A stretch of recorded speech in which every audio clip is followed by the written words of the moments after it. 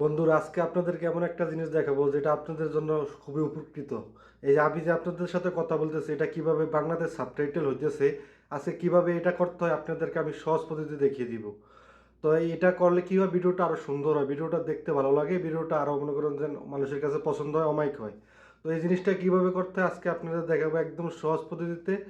চলুন, এই যে আমি আপনাদের সাথে কথা বলতেছি কি সুন্দরভাবে লেখাগুলো উঠতেছে, তাই না? তো চলুন দেরি না করে শুরু করা যাক।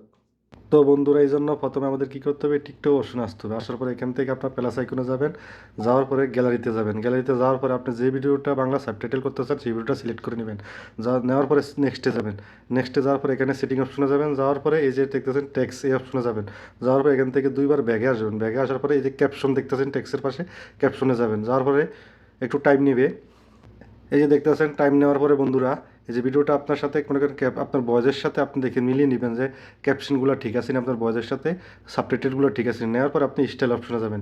স্টাইল অপশনে আপনার পছন্দের মতো যে কোনো একটা স্টাইল সিলেক্ট করে নিয়ে ব্যাগে আসবেন। ব্যাগে আসার পরে এই যে দেখতেছেন বন্ধুরা, এই যে দেখেন এখন স্টাইল মতো আপনার ভয়েসের সাথে আপনি ভিডিওটা চালিয়ে ম্যাচিং করে নেবেন ঠিক আছে কিনা।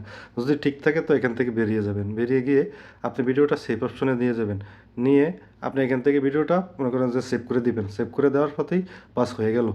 তো বন্ধুরা আশা করি বুঝতেছেন। ভিডিওটা ভালো লাগলে অবশ্যই লাইক কমেন্ট শেয়ার দিয়ে পাশে থাকবেন।